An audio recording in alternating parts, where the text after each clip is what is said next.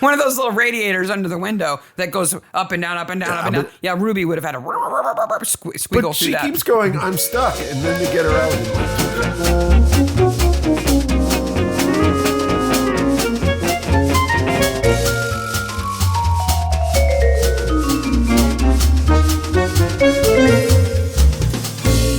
Hey, Maniacs. Hey, Maniacs.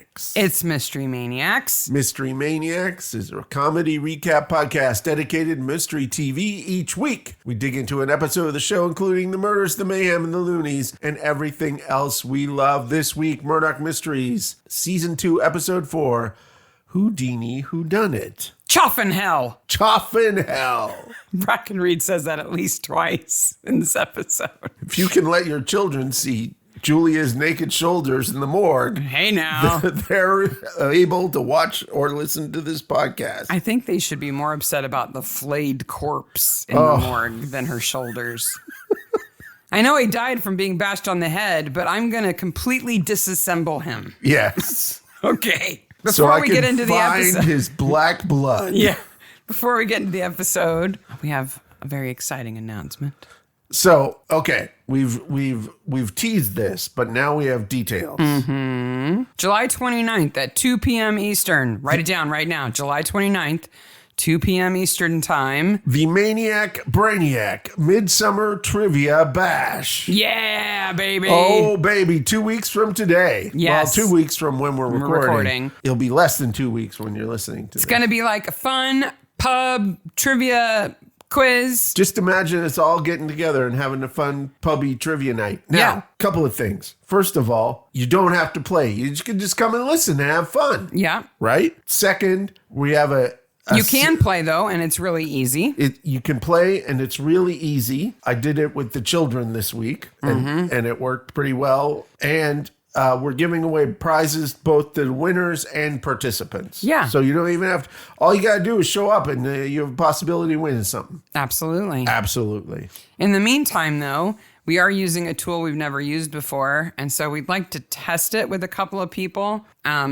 Yes, the Braniac Midsomer Trivia Bash test. It doesn't sound nearly as fun. No. That will be Tuesday, the 18th of July at 8 p.m. Eastern. U.S. Eastern. 5 people. Now, what you need to do for this test, first of all, I'm not testing the questions. I'm not testing your trivial knowledge. The questions will be easy. Yes. Okay? They will be super easy. I'm testing the system, and I need to get a test of all our streaming and everything. We just want to make sure that it's going to be a good experience for everybody on the day. So if you're free on Tuesday night, that's tomorrow night if you're listening to this the day that comes out. Yes, at 8 p.m. Eastern U.S. time. And you have, 30 minutes is probably what it'll take, maybe? The test itself will probably take about 15 minutes, and then I'd like to do a Zoom call for about half an hour. If that. Yeah. Just to ask, make sure a couple of questions. Well. Yeah. Make sure it worked well. So if you're available, they should email us. Yes. So what you'll need is a computer and a phone and have done a Zoom call before. It doesn't have to be you don't have to be on video or anything. No. It's just a Zoom call. You can be on video. I'll be on video, but anyway. And what you need to do, if you're interested in doing that, is to send me an email at mysterymaniacspodcast@gmail.com with quiz test in the subject line. Yeah. And we just need a few people. So if you're available for a half hour, 45 minutes, we'd really appreciate it. It makes it so much easier that we test it so that when the day of the event, which is July 29th, 2 p.m. Eastern, yes, for the Braniac Midsummer Trivia Bash itself. It's going to be fun. It's going to be fun. We've got different levels of questions. We've got categories. Yep. You don't have to be like a hardcore Midsomer fan and know every episode by heart to get some of them right. It's going to be fun. It's like one of our live streams, but we're going to ask questions. Yeah. And the program that we're using is kind of fun in itself. Yeah. It's kind of a neat way to do it. So, yeah. It'll be a good time. I thought we'll have some fun. So drop us an email if you're available on Tuesday night to participate in a little test. Yes. Original air date, February 24th, 2009. Farhad Mann, who directed a bunch of these already, directed this and written by Alexander Zarwane.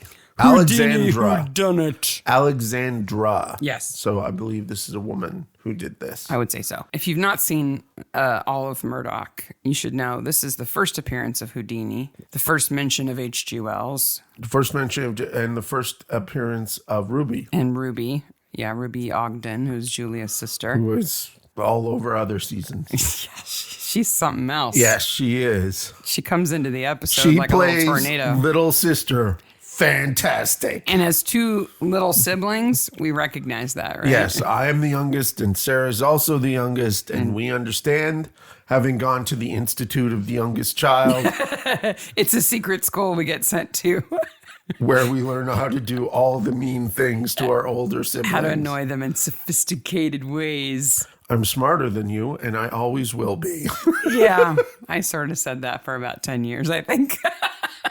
So Houdini shows up in Station 4. Now I have to be careful because now I have a second sibling listening to us. Oh, yeah. Yeah, they're going to get on to you now. Shout out to Sharon if you're listening. Thank you for listening to our episodes. It's wonderful that my family is supporting me. So Houdini shows up in Station 4. Yes. Doing a little demonstration of escaping from a restraint jacket. Yes. And handcuffs. And he actually did this to promote his shows. He totally did this to promote his shows. He would go into a town like Chicago or Cleveland or Oklahoma City and go to the chief of police and be like, try to put handcuffs on me. Now, he'd also call a reporter to come along with him. Oh, absolutely. To cover it. So Houdini absolutely is an interesting guy, and there's tons of interesting facts that you've probably all heard about Houdini.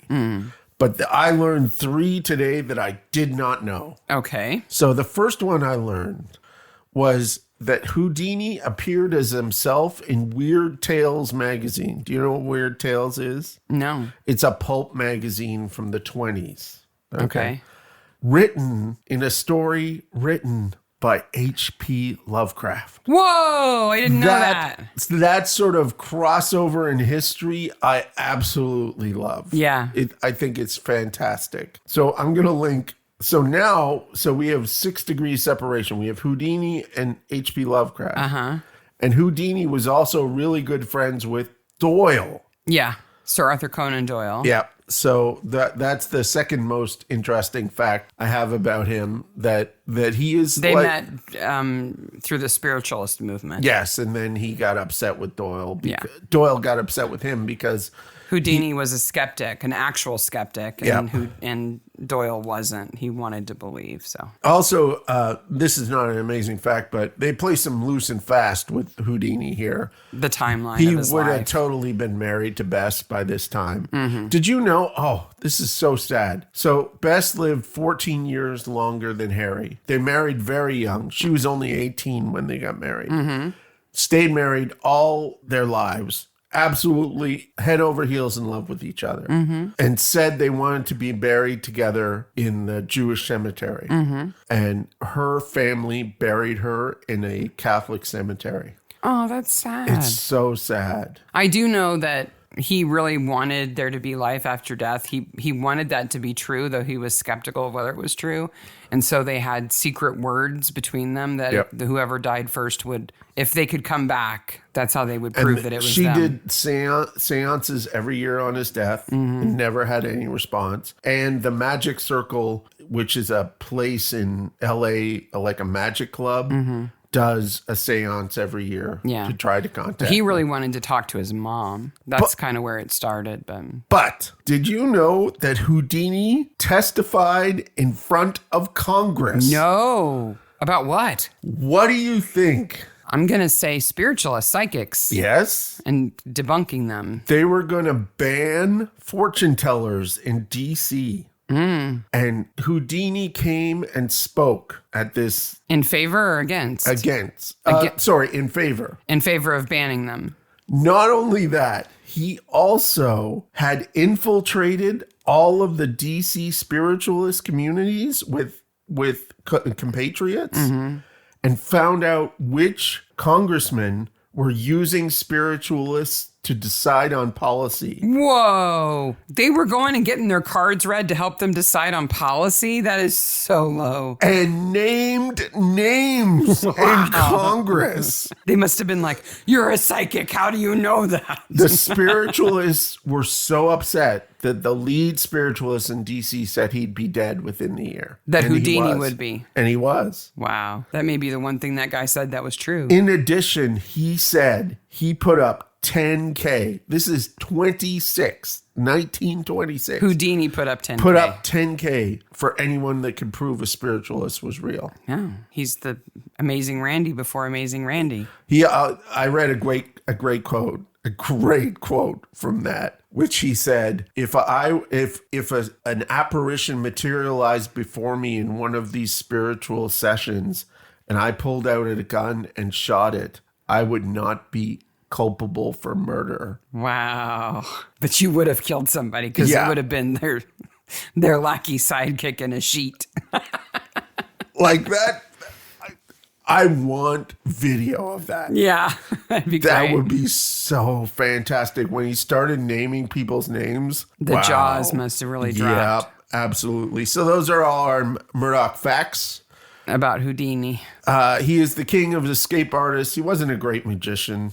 That's not what he did. Yeah. I mean, he did illusions, but mostly he was a escapologist. He was indeed. And so in this episode, he's in Toronto doing a show at the Shaftesbury, which is named after the production company. Yeah, that's a little fun. It's fun. The poster they have out front, the Houdini, the handcuff king poster. He's kind of bent over. It's a classic. Yeah, he's in his underwear. No, he's in tux. Oh, but that's there's right. little He's vignettes in tux. of him around the outside edge doing things. He's in the tux. That's a 1906 poster, so this is about 10 years too early for it, but it's a great poster. So there is film of Houdini. It's all later in life, of course. Yeah. And there is audio of his voice, too. I'm just amazed at how charismatic he was from such a young age, because he was a natural showman, self-promoter. He absolutely understands self-promotion. It's so smart for him to go and challenge the police and give them free tickets. And I love how people were like, he used to do all this stuff to get attention. That's his job. Yeah. His job was to get himself attention so that he could charge people tickets so that they would come and see him. Yeah. Butts and seats make money. Like, there's nothing wrong with that. No. He wasn't hurting anybody. They do use this poster everywhere. It is probably the most popular Houdini poster ever printed. No, but like in the set, it's like 5 or 6 places in the background. Yeah. You're like...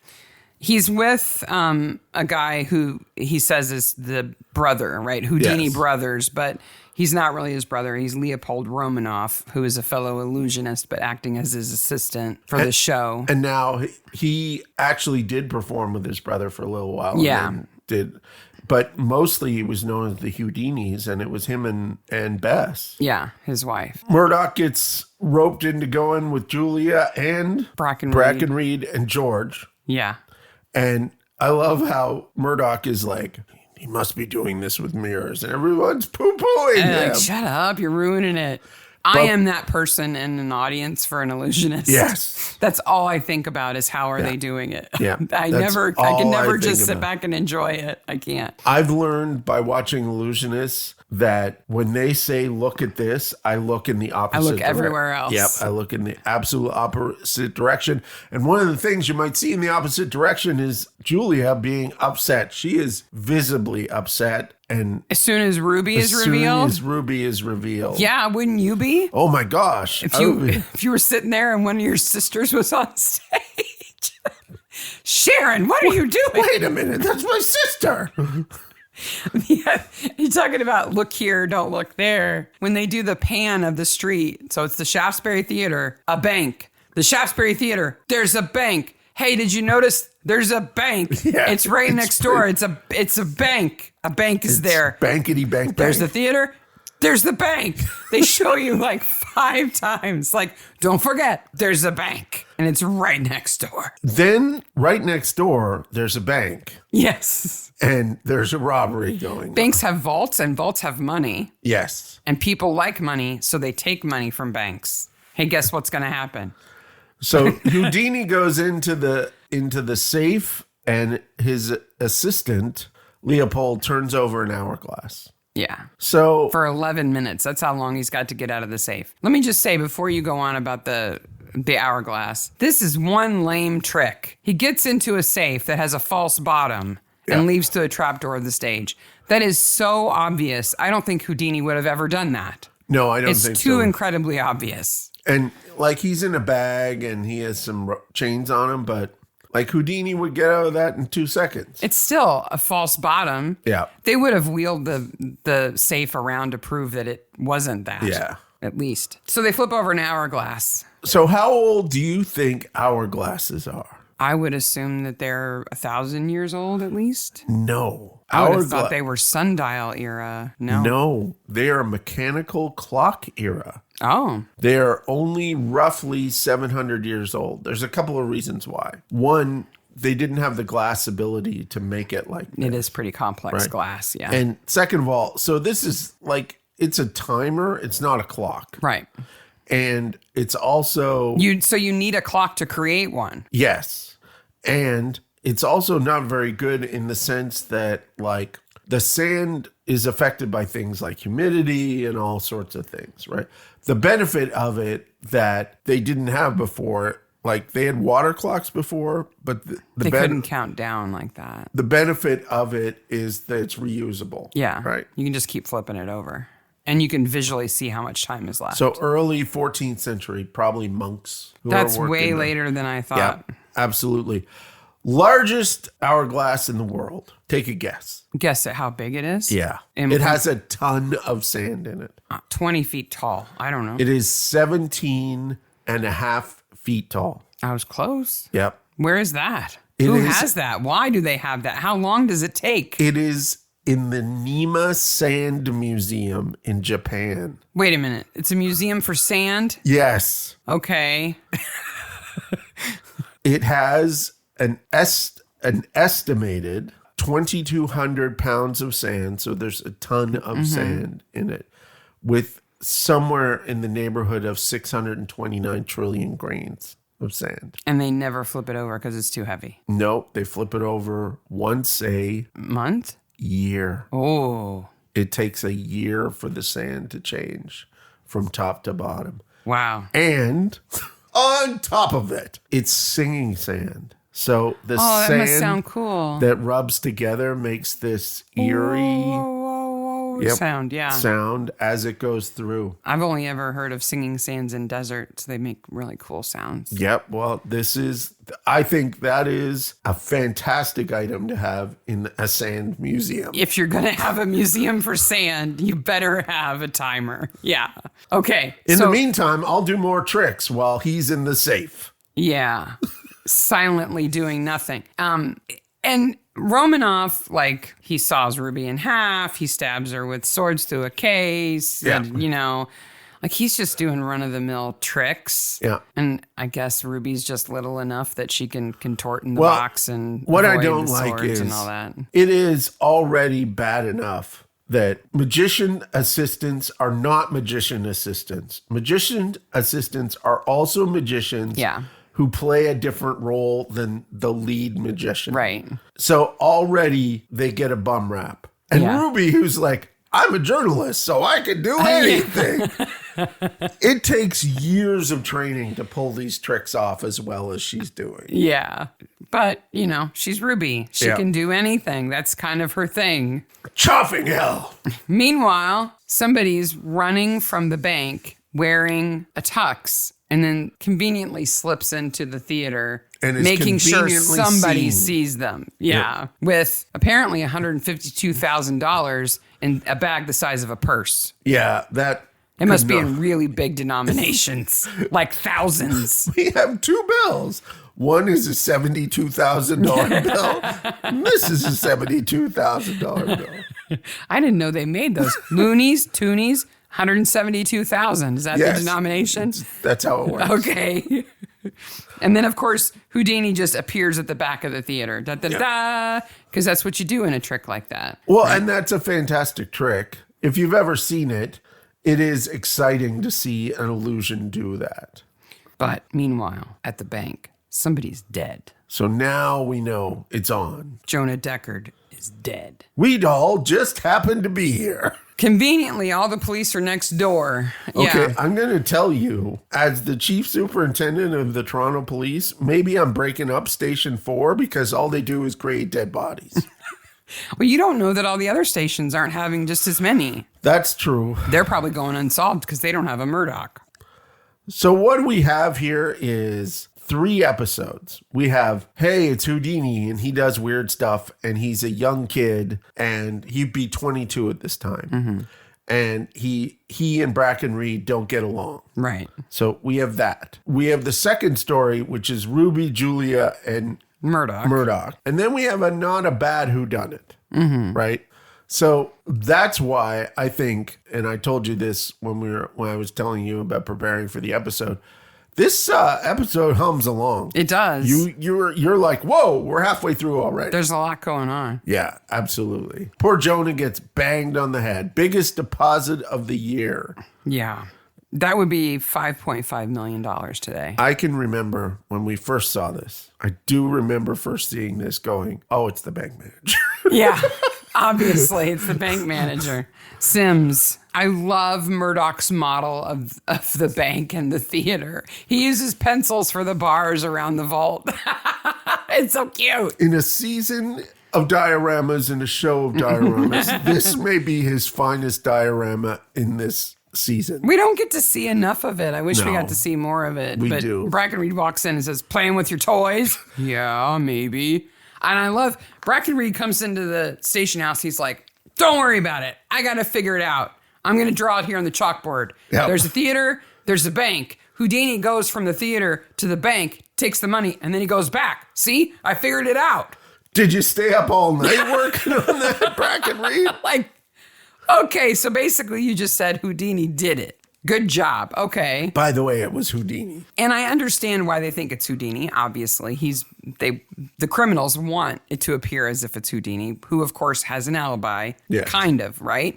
He's not in the safe, but where was he? And he won't tell Bracken Reed where he was. He won't divulge the secret of his trick, which is trapdoor, slip out the back, come in the front of the theater, ta-da. And Houdini There's not really was famous anything for this. Yeah, if it had been a good trick, I could understand why he wouldn't divulge it. But what he's really keeping secret is whether he was just like downstairs having a cup of coffee or he had to pee during those 11 minutes or what. Like, whatever he's doing is not the Murdoch looks secret. at the safe for 3 seconds. 3 and goes, seconds is trapdoor. it's trapdoor. So where he was doesn't really matter if there was nobody there to see him. Yep. But Houdini not being willing to give up the secret, I think, is totally legitimate for an illusionist like him. They don't want to divulge that because they don't know how many more people will find out about it. There is one example of that actually happening, and it's to David Copperfield, of all people. Who bought a lot of Houdini's stuff. Yeah. From the inheritance. Of course he did. David Copperfield has a well-known collection of magic items. He well, not real magic items, like D&D magic items. He doesn't have a bag of holding, right? David Copperfield is infamously known for supposedly making the Statue of Liberty disappear, right? He did. I saw it live on television, CBS. Yeah, no tricks. I absolutely saw it. But in 2018, he was performing in Vegas, and he brought 13 volunteers from the audience up onto the stage, and then he made them disappear. Yeah. And they reappeared at the back of the theater, just like Houdini does here. And one of the volunteers was an elderly guy. And of course, they shuffle the volunteers through like a little tunnel and around the back and up through the front of the theater. And this old man fell during that hustle and hurt himself. Oh. And he sued Copperfield and he sued the MGM Grand in Vegas for his injury. Because I guess they were really hustling them. I guess. Which means they shouldn't take a volunteer that doesn't look able-bodied, right? Yeah. But the court forced Copperfield to give away exactly how the trick is done so that they could assess whether or not he was responsible. Did they protect him like he only had to tell the judge? No. He said it in court. Oh, wow. And the stage production manager backed him up and had diagrams, and they walked the jury through the path that they had to go and everything. Like, that trick is no longer a trick. It's completely revealed. Yep. But it's just as lame as this trick. Yep. Oh, there's a trapdoor and they go through a hallway. Like, that's all there is to it. It's all the showmanship that makes it look, incredible. Well, have you actually seen him, David Copperfield? Live? Yeah. In person? Yes. No. I have been less than I'm away from you. I saw him. So was he magical? Actually, he was. So this was in the 80s in Ottawa.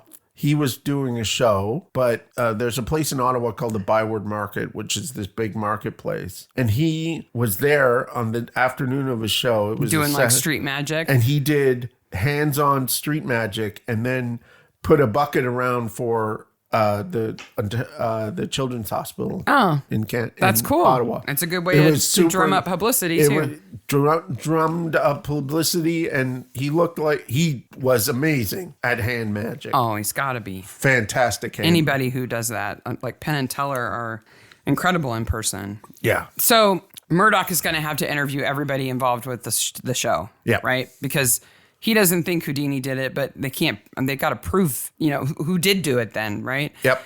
So he goes to Julia to warn her that he's going to have to interview Ruby. Yes. That's the whole purpose of his visit, is to say, I'm going to talk to your sister. Yes. Just so you know, I'm going to talk to her. Which is okay. No, I think it's a sign of affection for her. I think so too. Because he picks up on the chemistry between Julia and Ruby pretty quickly and thinks, all right, little sister, troublemaker, makes Julia nervous. Julia's not nervous very often. Yeah. I'm going to cover my bases. Why is she washing the floor in her underwear? Because she's understaffed. Yeah. And she's not in her underwear. She just has her skirt clipped up. But poor woman, she looks like she's doing everything all at the same time. She doesn't say it at first that she's understaffed. And I'm just like, why is Julia washing the floor? I'm just glad it's getting washed. Yes. That place should be splattered in blood all the time. No soap, no gloves, no nothing. No PPE in that place. Your skirt is not PPE, Julia. Old days. Brackenreed and Houdini do not get along, and it's wonderful. It is. And the copper tub scene is great. And when Houdini cuffs Brackenreed to the table without him noticing, and all the constables are outside the not one-way window, giggling and then run off. It's so good. I gotta go.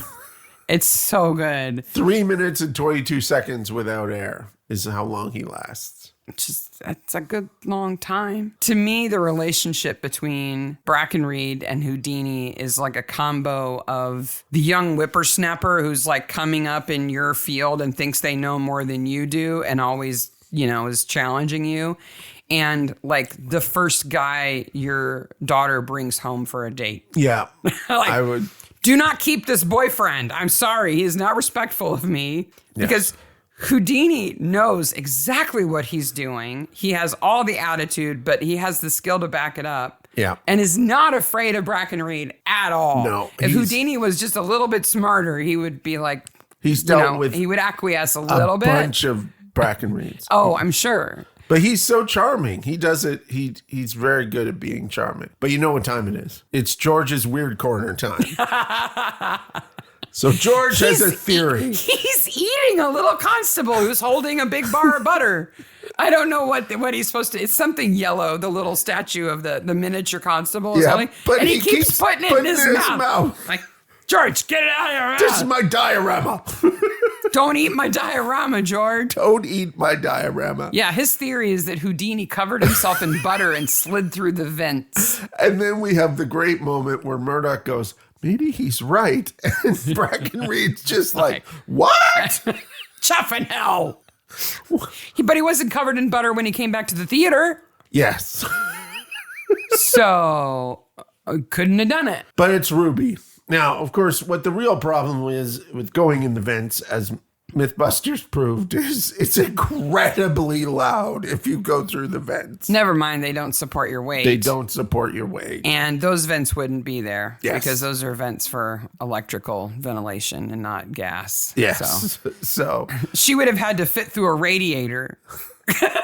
One of those little radiators under the window that goes up and down, up and down, up and down. Yeah, Ruby would have had to squiggle through that. But she keeps going, I'm stuck. And then they get her out in like 2 seconds. Well, she said her shoulders were wedged. Yes. She says she has to take her dress off because it was too bulky and she couldn't fit. Where did she leave it? I don't know. On the other end of the vent? Where's the other end of the vent? Outside? Murdoch's like, put my coat on, please. Did she go in from the roof? Ah. Well, she's in the equivalent of bra and panties. Yeah, absolutely. So I can understand why he wants to cover her up. Never mind if Julia finds out, oh, you saw my sister in her underwear today. Oh, yeah. Great. Yeah. Never mind, he goes to dinner with her. Like, woof. Oh, Murdoch is so out to lunch here. But we do get angry Murdoch at the end of this scene where he's like, you better. I won't hesitate to arrest you. Yeah. Like, and don't mess with my girlfriend either. Yeah, because I like her, but I'm not saying it. Ruby is she's a little sister. Yeah. In all those ways, but she's not dumb. No. And she doesn't want Murdoch. She wants Julia and Murdoch to get together. She's just not very good at going about it. And when does she let slip that Jules has the record? Oh, in the bank. She says, well, I'm not the one who's got the record. Yes. And Crabtree goes, Dr. Ogden was arrested? And we're like, uh-oh, make a note of that. Yep.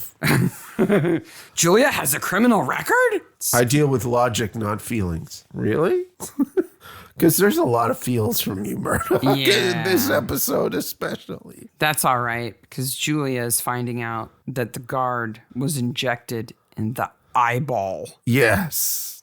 In the eyeball. Because his blood is black. How do you think he did they made that injection? Like, by the way, corpse of the week, that eyeball. Yeah. I think it's just an eye drop or something. I guess with some red coloring in it. I mean, theoretically, I think you could probably take a food safe marker and put a dot on your eye and it would last for a second before it teared out. It wouldn't take a lot. When Ruby goes to see the body, there's the smell of tobacco, right? And she does what everybody would do. Oh, it's so gross. Meanwhile, Julia's like shoving her face and into a flayed human being. I'm going to taste a little bit of this. Yeah, you're right. Tobacco. Tobacco tasty. With that being said, get your face closer. Some of the best writing in the episode is their talk here about their parents. Yeah. Where she says, have you visited Mother? And we're like, Mother? And she goes, I haven't been to the cemetery for a while. And Ruby helps her put her hair back up. Yep. And then Daddy hasn't seen you. He wants to have us to go to the rowing club for lunch. And then they get into Murdoch and how gorgeous he is. And I think it's just well done writing. I do too. Yeah. Ruby clearly wants her sister to be happy. And if she can't talk her into just getting over herself, she'll just make her jealous enough that she has to admit it. Okay, so now I have a problem here. So, first of all, they leave Julia working and they go out for dinner, okay? But second of all, Julia is testing all of these poisons on giant test tubes of blood. Yes. Where does she get all of this blood? I think it's like pig blood or something. I think she would have got it from... I'm worried the constables are going to fall down. All the constables are lined up to donate. Yeah. So she's got enough vials to test. So then we have punny Murdoch because he shows up at the morgue and he's full of puns. Your conviction of character. Well, and she says, oh, pun's the lowest form of humor or something like that. Yes. And then he imagines her naked. Yes. What? In the morgue. She says she was skinny dipping. That's how she got arrested. Yep. And she was a student at the time. Hanlon's Point. And then he's like, oh, you skinny dipping, naked. Oh, she's like, hello, Murdoch. He's like, yes? Yeah. Sorry, I was just imagining you naked, standing over a dead body looking for an injection site. This is... Yeah. It's so weird. It's the wrong place, Murdoch. It is. But the dinner would have been a worse place. Oh, gosh. Yes, it would have been worse. I mean, this is really the one place they always hang out is the morgue. So if he's going to... But it really should have been in Murdoch's office. I don't know. I think the fact that it's in the morgue is funny. It's clearly meant to be funny. She's got her back to him. Oh, Houdini's escaped. He's at Brackenreed's desk with his feet up. Like, he's a slippery fish. You're not going to keep him. Murdoch figures out that it's an inside job and goes to confront the bank manager outside of the bank. Who is guilty as guilty guilt. And then goes, Tom, back to station 4. And I'm like, Mom, I got a part. I'm Tom. Yeah, I get to drive the horse. Though we don't see a horse. It's probably some intern pulling the carriage off camera. Leopold Romanov plays with poppers. Yeah, and says he's not Houdini's brother. He just pretends to be his brother. And just gives away a whole bunch of information. Then Murdoch has the vault lock, or a version of the vault lock, the time lock, right? So the whole idea of this vault in the bank is that instead of having a combination or a key, like you might use during the day to get in it, Yep. when the bank is closed, based on the time the bank's open and closed, the vault has a lock that knows what time it is and will not open for any circumstance during that time. Yes.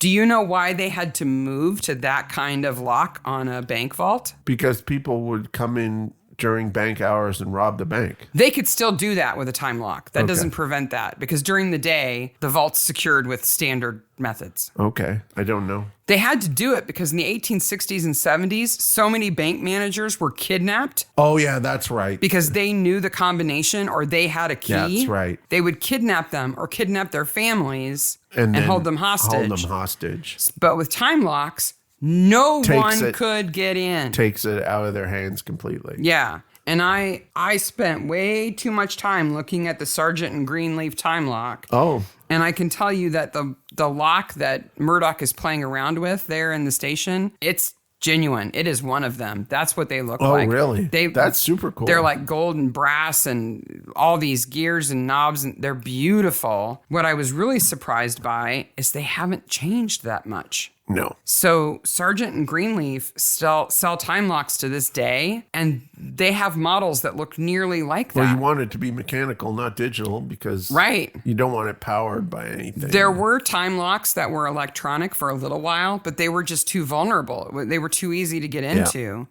through cutting the power. They had backup power, but they also thought these can be hacked, right? In all kinds of ways. And so they didn't stick around. So the time locks that are available now look nearly like what you see in this episode. They're just not nearly as fancy. They don't have as much. They're still in business? That's super cool. Yeah. I looked at their catalog today. By the way, this is the first appearance of George in a fountain pen. Yeah, which he also puts in his mouth. Yes. What is wrong with him? What is wrong with George and his mouth? Did he put butter on it? At this time, though, the lock would have cost almost as much as the vault. Wow. They were really expensive. Super expensive. Yeah. And the Jesse James things he refers to, that's true. Luckily, Ruby comes in and is way too forward. Let me take you out to dinner to make my sister jealous so she'll admit that she loves you. Meanwhile, back in the morgue, Julia still doing homework. Still putting droppers of stuff into vials of stuff. Nope, not black. So she doesn't have an assistant. What I wish is Murdoch should be more like I don't feel comfortable doing this, but you're her sister, so I want to make her happy, so I'm going to go with you. But instead, he's kind of like, hey, let's go. Yeah, I don't know why he's willing to go out to dinner with her in the first place. Yes. It seems weird. I think what he might have done is said, yeah, and let's invite Julia to go. And meanwhile, George is like, yeah, he's not here. He went out with your sister. They're probably kissing right now. So Julia arrives at the restaurant, unbuttons, and pinches her cheeks. What do you think about this? She knows her sister is glamorous and she can't compete. Yeah. But I love that once she sits down, they start talking about the case and they do not stop. Yep. They clearly have more in common.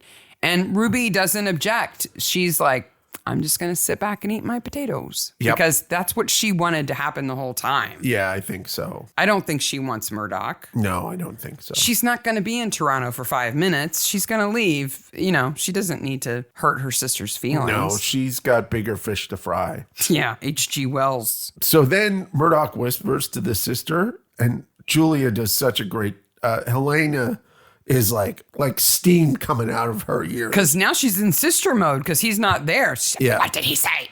None of your business. It's such a good dynamic between them. And it always is. Yeah. They do a great job at this. It's well written and well acted. Oh, Sims is dead. Yeah. So everybody must be dead. His poor secretary.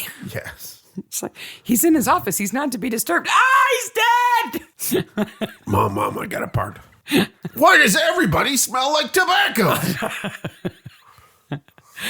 So because the guard and Sims are both dead, there's got to be a third person involved. Yeah.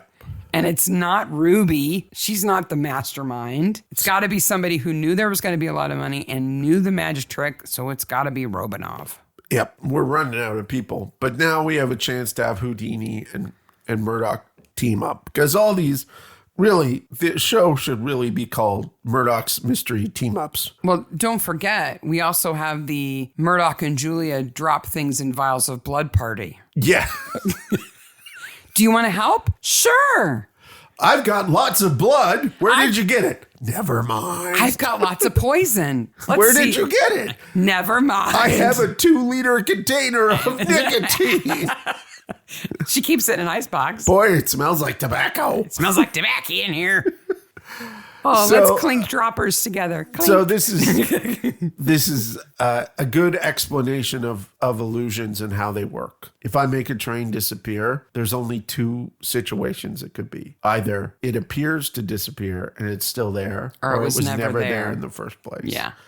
And once you begin to look at illusions like that, you begin to figure them out. You just have to question your assumption, right? So the assumption is that somebody was able to open the vault through a lock that is impossible to unlock. Yes. So the answer has to be they got into the vault without opening the lock. How do you do that? And you put an engineer in that mix and you're like, well, obviously there's some difference to the walls or to the bank itself. Yeah. And we're supposed to believe that while the vault was installed, Sims and Deckard, the guard, managed to create basically a false wall next to it and nobody would have noticed. Yeah, so this plan is incredibly well planned out and executed, and then they become stupid people. Yeah. So there's a movie called A Simple Plan. It's from a book called Simple Plan. It's a really fantastic movie. But that movie is about stupid people who find a bunch of money and they do stupid things right away. And that's what I love about that movie is they are regular people who do stupid things with their money. Which normal people would do. Which absolutely normal people. These people are incredible planners. Yeah, because the 3 of them were in prison in the U.S. together and must have hatched the plan then. Right? So Sims goes to Canada, reinvents himself, gets a job at a bank, gets promoted to manager, hires Deckard to be a guard just before the bank agrees to install a vault with a new impenetrable lock. Beside a theater, just in time for Romanov to get a job being the fake Houdini brother and convinces Houdini to go to Toronto to perform in that theater so they can rob that bank and frame Houdini. Incredible amount of coincidences. And it would take such a long period of time. Like, it would have been like, you can't clean out our cell. This is our planning room. Yeah. Like, they would have had to made a diorama. Meanwhile, Sims is like studying banking in his free time. They're all smoking cigarettes like crazy people. He didn't even change his name. No. Because when they went to look up his record, they found it fairly easily. So... Well, it says here that you have a record for robbery and have been in jail. But how does manager sound? But you're applying to be a bank manager. I think we can trust you. You know how criminals think. You won't let us get robbed. Oh, did you, the first book that Houdini published was all about how criminals work. Smart. Yeah, it was super interesting. I looked at a couple of chapters in it. Or was it a double bluff so that people didn't think he was a criminal? No, he just was like, this is how criminals steal your money and steal your things and stuff like that. Nice. Super interesting. Okay. So they catch Romanoff before he can run off. Yes. And it's totally sad trombone. Oh, I was on my way to the train station. Darn it. With my big vat of liquid tobacco. You and your giant dog caught me. I mean, sister. And my syringe. Then Houdini's back in the station house. Yes. Doing his tricks again. And Brackenreed gets his revenge. Yes, with glue. A little trick I like to call glue. That's not a trick. But I like that. Yes. I like that Brackenreed gets his come up, Houdini gets his comeuppance via Brackenreed, because I want Brackenreed to have the respect of the station house. Yeah. And if he looked like Houdini was victimizing him over and over again, he wouldn't. And another sad trombone moment where he's like, Oh, you got me, Brackenreed. Oh, you got me. Ruby's like, go hang out with Jules. Yeah. Get her outside some more. Would you like to go out to dinner and talk about a case about a young swimmer's blatant disregard for clothing? I think this is I've been thinking about you naked for days. This is the most forward we see of Murdoch. Yes, absolutely. He is right on flirting here. Yes, he is. He's got the big eyelashes. Blank, blank, blank. And she at first is like, okay. The whole ending is, it's very like the end of an old Murder, She Wrote episode where there was like some little joke and then it freeze frames with everybody laughing. It is totally like that.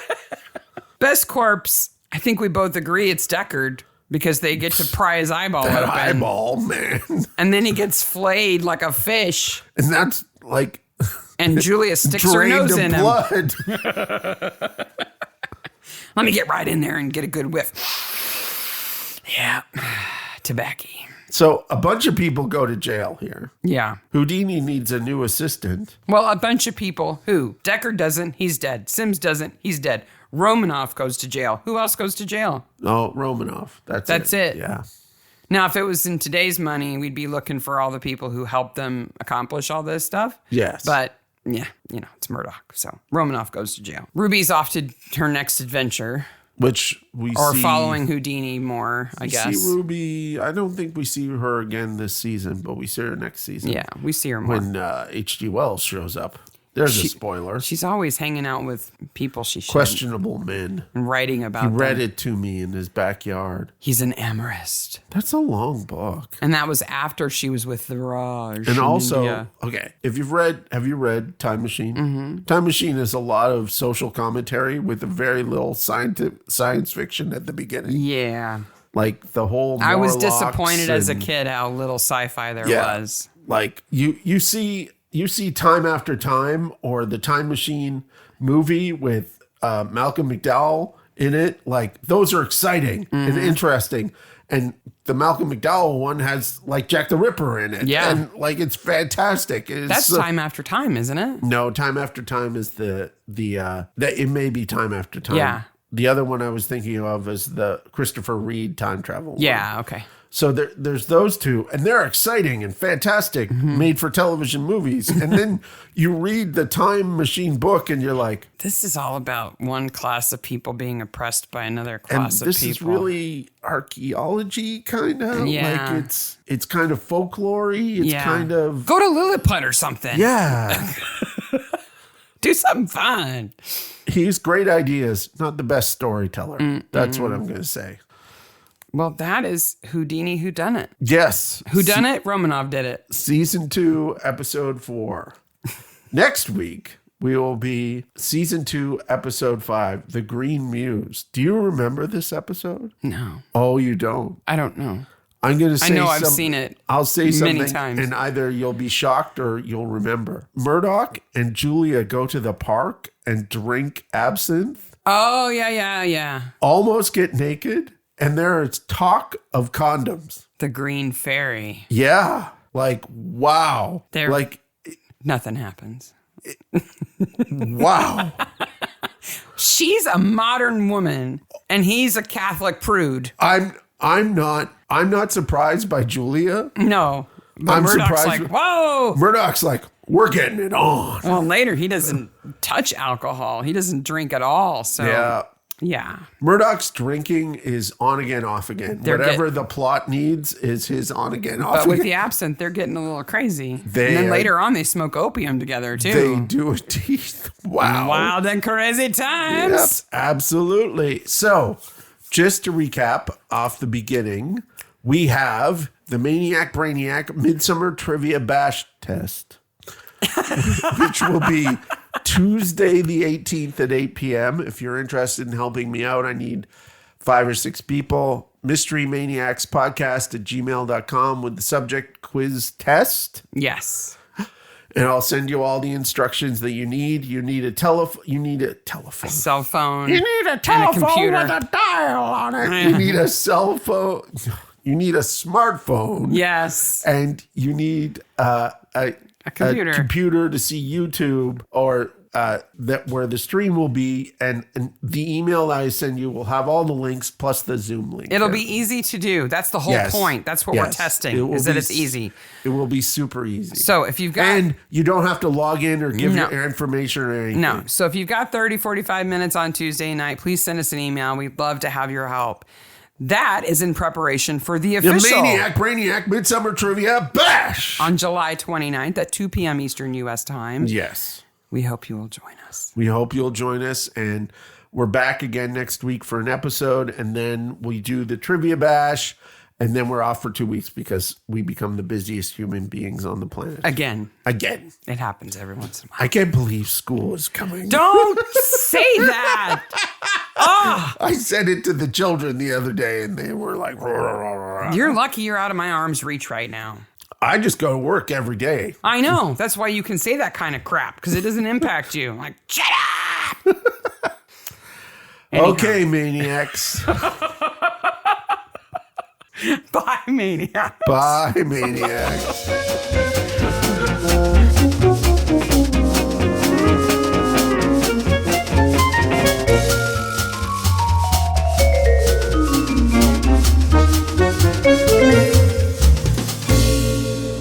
Oh, that was a mean thing to say right at the end, too.